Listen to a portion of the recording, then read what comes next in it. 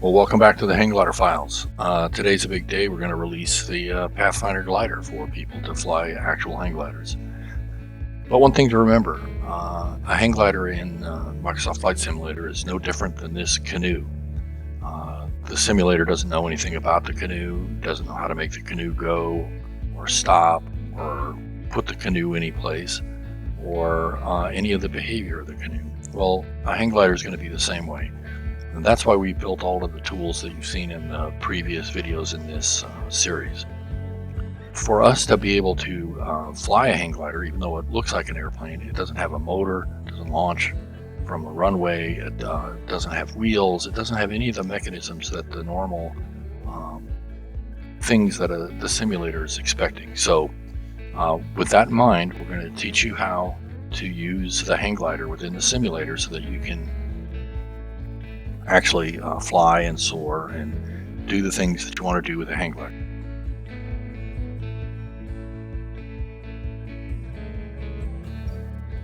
Well, this video is going to have a couple of sections on how to fly hang gliders in a simulator, and it will go through a series of different scenarios.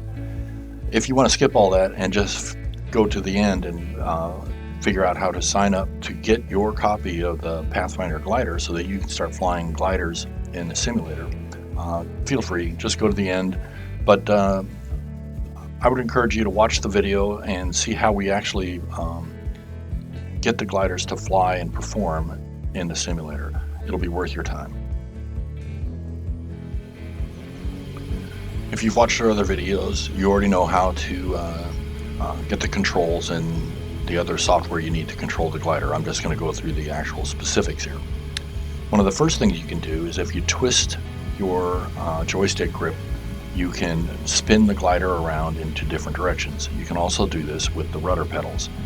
And this is just simply, whether you're picked up or you're set down, a way that you can point the glider into a specific direction when you're on the ground.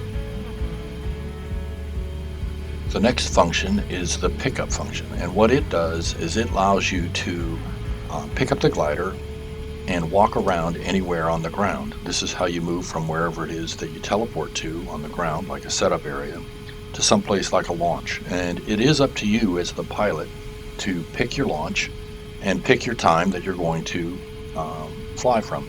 So you need to be able to, at your discretion, pick up the glider and walk it around. Next up is using the set down button, and what it does is it just puts your glider on the ground and stops all movement.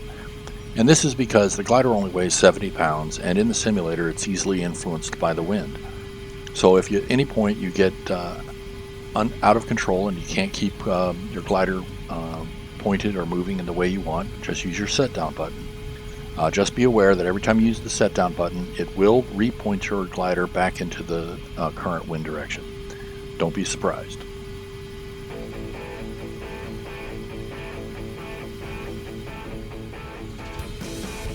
Alright, let's get to it. What we're going to do now is launch the glider, and this involves a couple of steps.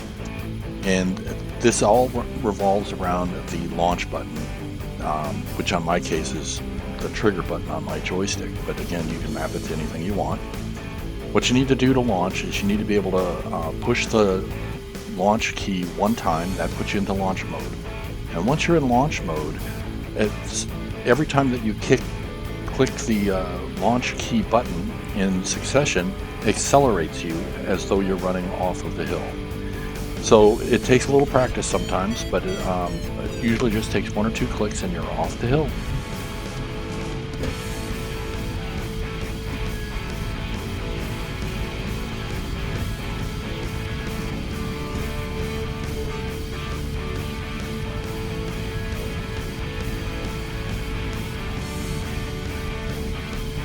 Well, now comes the fun part, actually flying the hang glider, and this is just using a normal joystick is how I'm using to control the glider, and a left-right on the joystick will bank you from left or right. If you push the joystick forward, you will go down, and that's the simulating of you pushing the pilot forward. If you pull back on the joystick, you slow down, and you go slower and slower. It takes a lot of coordination between all of those movements, roll, pitch, and yaw, to keep the glider under control and to actually get it into a flight mode in which you can soar. And that takes a lot of practice, and we'll demonstrate a lot more of this as we go through the video.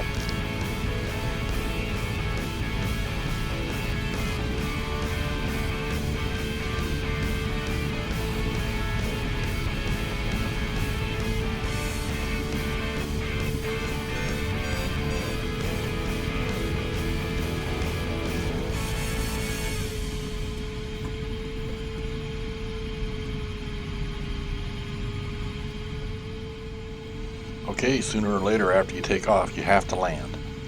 And landing is a lot more complicated than it looks, but you can land on your feet or your wheels.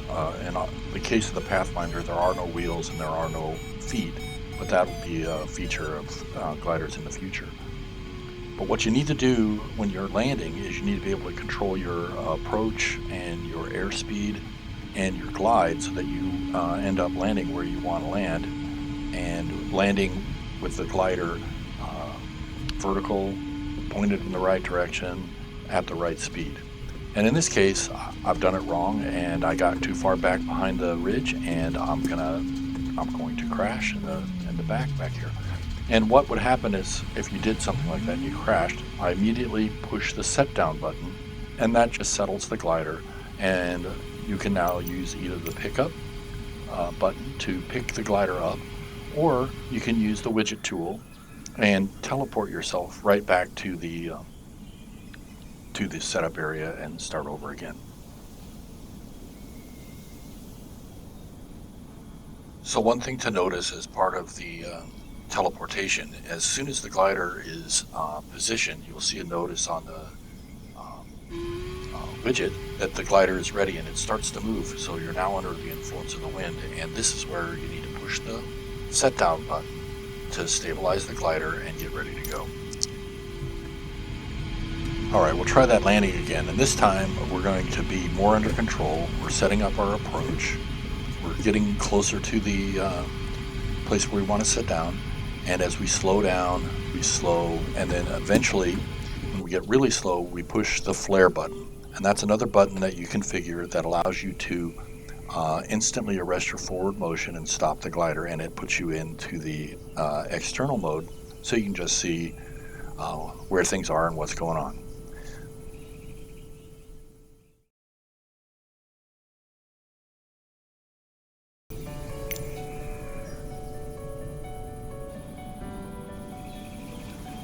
Alright, we're going to take it up a notch, and now we're going to try and not only just stay up, but get up high and gain some altitude. And to do that, you need a bigger hill. We were just on the training hill there in the south side. So we use the widget to teleport ourselves over to the north side. And once we're on the north side, we use the exact same controls that we've been using so far. We use the pickup and the set down, and we eventually walk ourselves over to launch, and we're going to try and do some more advanced type of soaring.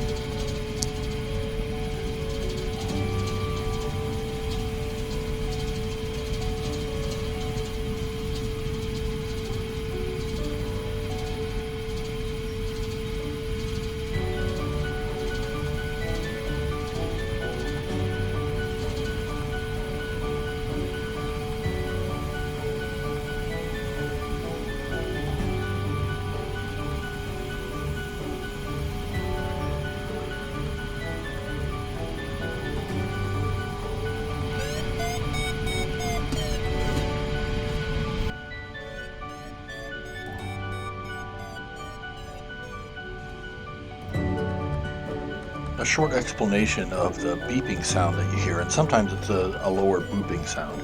And what that is that's the only instrument on the hang glider, and it's called the variometer. When the vario beeps up sound, you are going up, and the higher the beep and the faster the beeping, the faster that you're going up.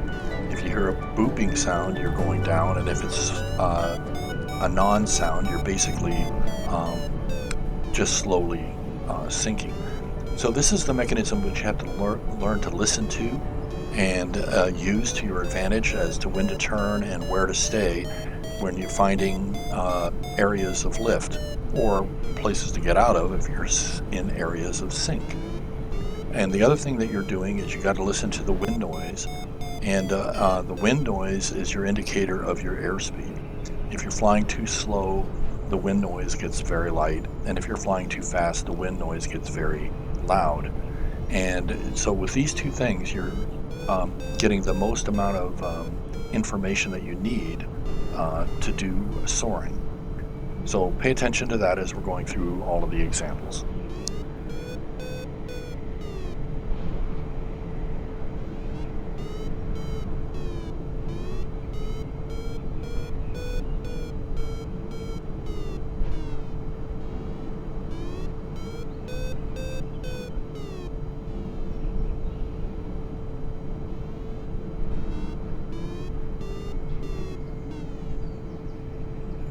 Now I'm going to show you a couple of not to do things, but witnessing them will help you understand how the glider is flying and when these kind of things happen to you.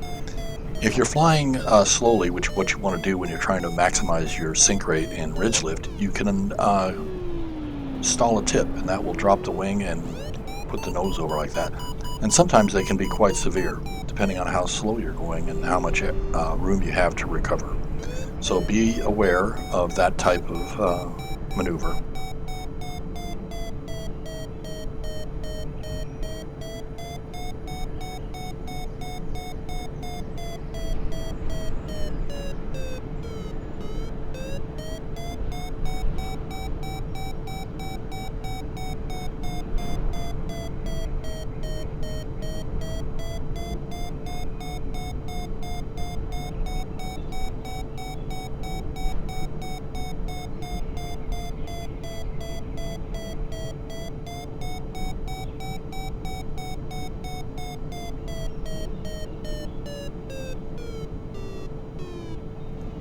And in this instance, you can see where I'm going to be caught flying too slow and too low at the top of a ridge, and I get caught in the wind, and no matter how much I try to maneuver the glider back into the wind, it will not let me.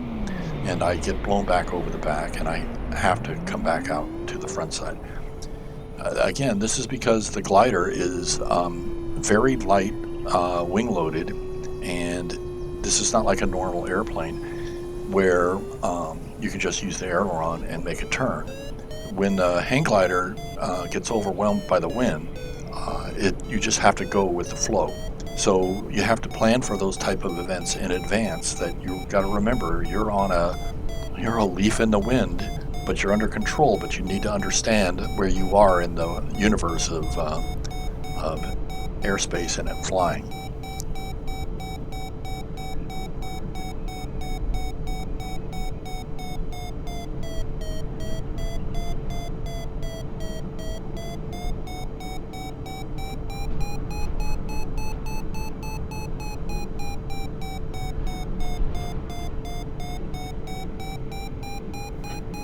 And another example of landing, and this one, if you watch as I'm making my approach, you can see the wind coming in from the left, and I just end up flying too slowly at the end where I cannot turn the glider back into the wind. And that's because as you fly slower and slower, you get less and less control. So you have to take those factors into account. Never let the nose of the glider turn downwind, especially when you're low to the ground.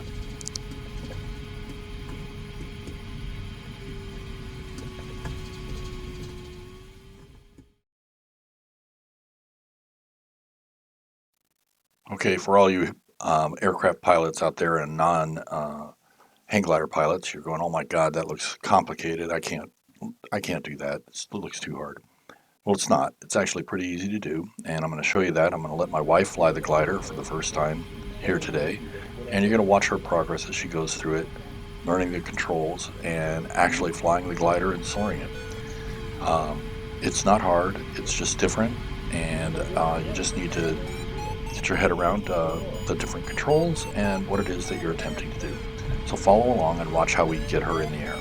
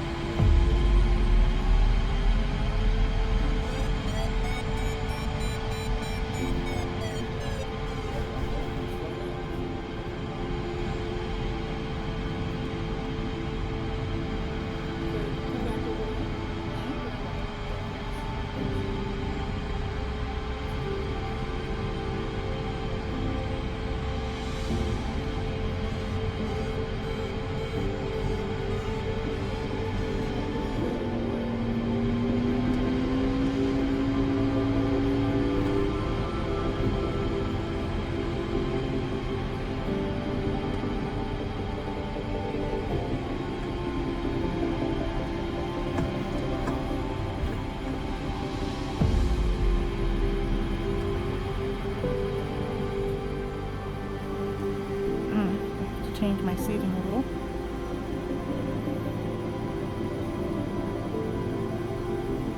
Okay. Okay, so we are on the ground. So to pick up, I hit the trigger. No, that's to run. This right guy.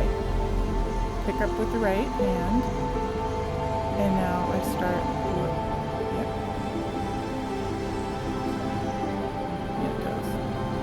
I'm crab walking actually. But that's me.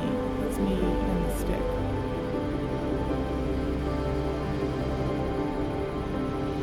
So we're getting close to here. Trigger and I'm off.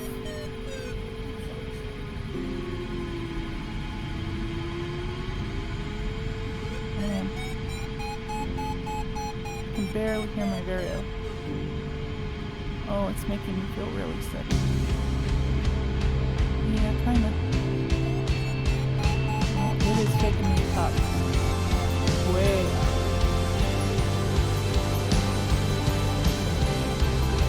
To the left? Over here? Really? Right?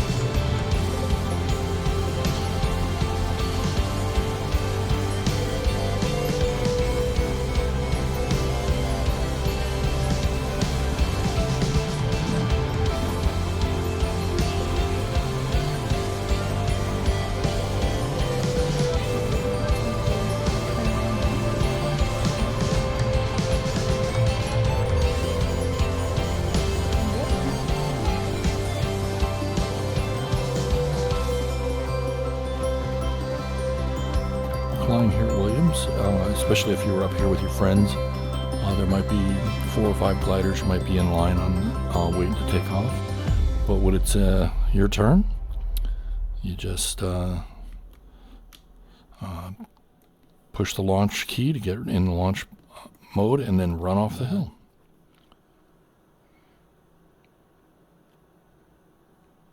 There's the LZ out there by the lake. So about 700 feet a minute, we must be in a thermal. We're going up pretty good, climbing up over launch.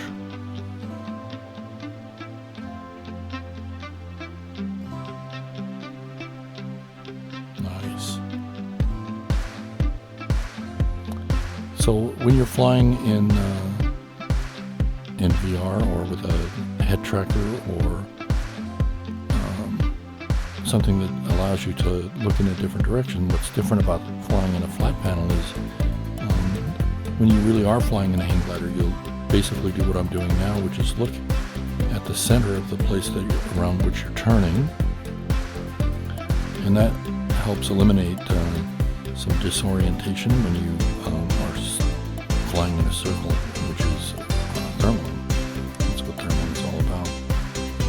It's getting into a lift, like right there at 1,300 feet a minute, and the way that you get up and you stay up is you start climbing, and you have to stay within that little bubble of lift, and the only way you can do that when you're flying is to circle. So you get into your thermal, and you get yourself centered, and you kind of look down the wing, and you look, and this is just a means of keeping yourself looking at the least amount of movement. When you're looking out here at movement, you see that the sky is just, whizzing by. And what you want to do is you want to look down a wing or down at the control bar, and that's how you. And I'm falling out of it. I just got pushed out of the thermal. I'm trying to push myself over. You can see my hands way over to the side there. I'm finally getting turned back into it, and there I'm back into the lift. So thermals have very distinct edges, and they can be rough and turbulent, and they're not like ridge soaring where the wind is nice and laminar. Thermal conditions can be very bumpy.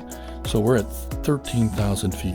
In 3 minutes, we've gained 3,000 feet, which at a place like Williams actually isn't unheard of. So what you would do at a place like Williams, or when you're flying this kind of site, is you would try to get up, and now we've lost our thermal, and 13 is a pretty good thing. And then what you would go from here is you can just soar around the ridge and go up and down the ridge, which is very ridge soarable in a strong enough wind, but it won't be like the same kind of ridge soaring that you did at the point. This ridge will just help you stay up. You will not be able to just cruise along the ridge and stay up. You need to be constantly searching for thermals. So even though the wind is blowing straight into this hill, this ridge at the moment, that's the way we've set up the wind, we're not getting a lot of ridge lift. In fact, we're going down at the moment, even though this ridge is pointed into the wind. That's just the way things are, and big mountain sites, which we're flying is thermals.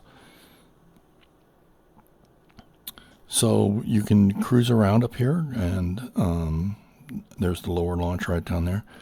Or you can attempt to go cross country, and that's the real point that you're trying to do. There's the Gore Range over there. So like a nice fun cross country here from Williams is to go over the back that way towards the Continental Divide. Denver is that direction. Or you can go south, and down there is South Park and Silverthorne, Dillon. Back over there is Williams Fork Reservoir. That direction is Vail. West of here is Grand Junction. So the fun part is to try and navigate and take you and your friends and see how far you can fly. So I'm currently flying at it's 40 degrees temperature, and the wind is at 11 degrees at 11 miles an hour from 204, and we're flying 161, so it's a little north or a little south. So we're kind of flying into a headwind here. You can see that we're barely making any headway. We're just barely staying above the upper launch here.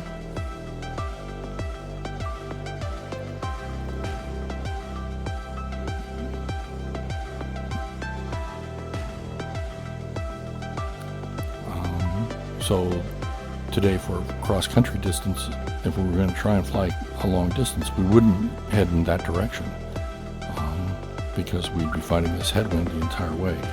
And a hang glider, again, doesn't have the kind of glide ratio or speed to be able to fly great distances upwind. You can fly upwind, but not great distances. So if we turn around, and you can see my direction switching. So the wind is about right there. That's about where the wind's coming from.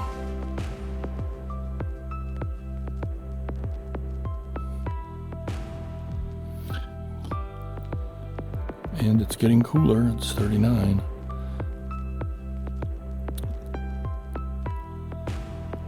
So we'll head out over to the lake. Another thing that you can do in big mountain sites is to do courses like a triangle. And another fun triangle here at Williams is to go to the far end of that ridge out to the Green Mountain out there, and then all the way to the end of that ridge and back. And it's a pretty big triangle, about 20 miles.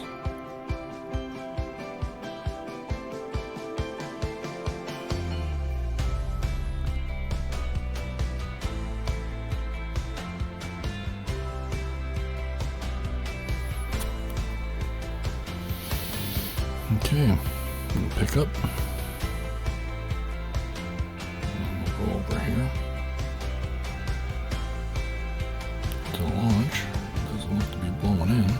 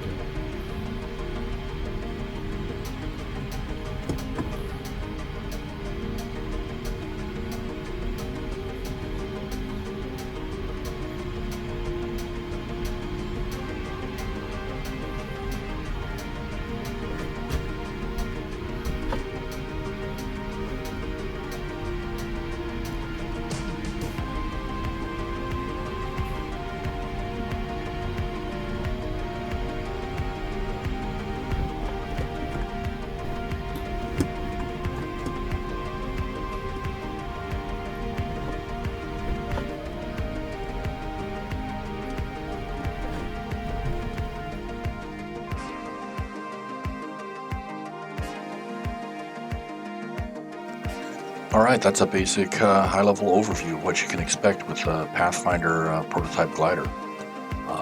Beginners can fly it, and advanced people can fly it. it is just a prototype, so we're going to request that you go to our website and go to the feedback section and request a new feature or function, and send us some information about yourself so that we can then send you a link to get the Pathfinder and download it. It's free. We want everybody to use it, but we need to know who is flying the glider so that we can notify you when there's updates available, because this is a work in progress at the moment, and we're just trying to get the glider out to a lot of people so that we can start flying with other people and getting some feedback on what we need to do and improve. So if you want to be one of those people, go to the site and send us an email saying you want to be on the beta program. All right, that's it for today. If you like these videos and you want to see more about what's coming up, and we've got a lot more stuff coming up, just like and subscribe or put a comment below, and we'll see you out on the hill. Later.